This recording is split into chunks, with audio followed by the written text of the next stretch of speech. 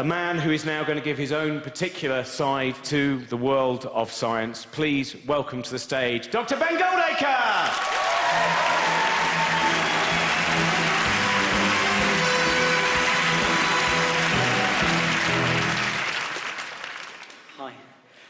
Look, sorry, I'll talk a bit quickly. Somebody on Twitter last night said it was like being skull-fucked with my data cock. I don't know what that means, but...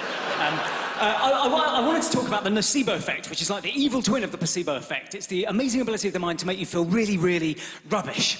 So everybody knows about the placebo effect. The placebo effect is where you take a sugar pill and you get better. Except the placebo effect isn't just about taking a sugar pill and getting better. It's about the whole cultural meaning of the treatment. It's about our beliefs and expectations. And this has been demonstrated with lots of really, really clever studies comparing one kind of placebo against another. So we know, for example, that if you take 2 sugar pills a day instead of 1 sugar pill a day, you get better, faster from gastric ulcers. And that is an outrageous finding. We know from 3 different studies on 3 different types of pain that saltwater injection is a more effective form of pain relief than a sugar pill. Not because a saltwater injection or a sugar pill does anything physically to the body, but because it feels like a much more dramatic intervention. We know that fake knee operations improve knee pain. We know that fake angina operations improve angina. We know that pacemakers improve congestive cardiac failure after they've been put in, but before they've been switched on. So this is some properly outrageous findings, right? And I was kind of over it, but then earlier on this month, I was giving evidence to the Parliamentary Select Committee for Science and Technology, which is the ultimate middle-class name drop. And they said, well, OK, so we understand you don't think that homeopathy works any better than placebo, but do you think it has any physical adverse consequences? Do you think homeopathy pills actually harm people? And I said, no, obviously. But then the homeopaths on the panel who came after, they said, no. They said, no, homeopathy pills, they can have side effects.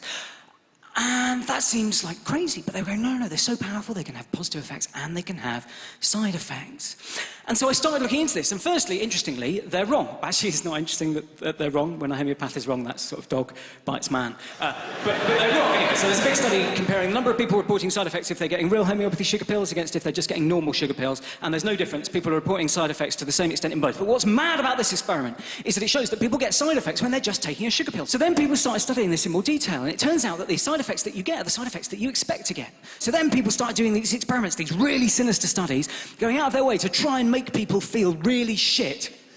And I'll tell you about 3. Firstly, asthma. Take 100 people, sit them down, 100 people with asthma, sit them down and put a saline nebulizer on their face. A saline nebulizer is just this thing that makes kind of a mist of salty water that you inhale. And if you've got asthma, probably won't do you any harm, probably won't do you any good, just nothing at all. Sit 100 people down, switch it on, nothing happens. Sit 100 people down with asthma, put a saline nebulizer on their face, tell them it's an allergen, switch it on, bang, half of them have an asthma attack. Next study, the puking study. They took a bunch of people, put them inside a big rotating drum that's designed to make you puke. They gave them all sugar pills. Half of them, they said, well, we're putting you in the big rotating drum that's going to make you puke, but we're going to give you an antiemetic that's going to stop you puking. They didn't puke. The other half, they said, look, we've been doing these studies on this drug, and it looks like it's really effective and helpful, but unfortunately, it does have this side effect, which is that it massively makes you want to puke.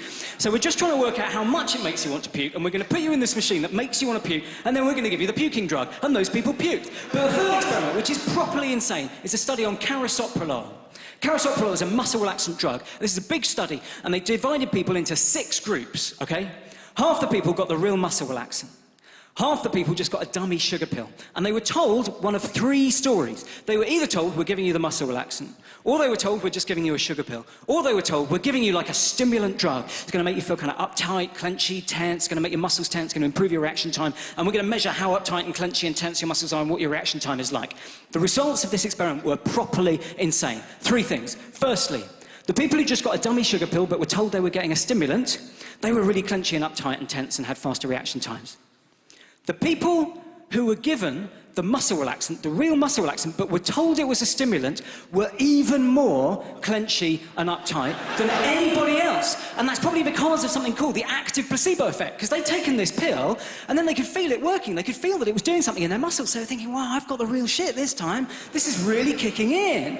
And that potentiated, that enhanced the effect of their beliefs on their body. And it wasn't just enough to overcome the relaxant effect of the drug. It was enough to turn it properly on its head so they were actively, properly more tense. But the third most insane part of this whole study, the people who were given the muscle relaxant, but were told they were given the muscle relaxant, had higher blood plasma levels of the muscle relaxant than any other group, because something about their belief that they had been given a muscle relaxant was enough to perpetuate the presence of the muscle relaxant molecules in their bodies. And that is properly insane, and that is the amazing scientific research into the nocebo effect, and that is without question 8 million metric fuck tons more interesting than any flaky made-up facts purported by some flaky new age pill-peddling quack.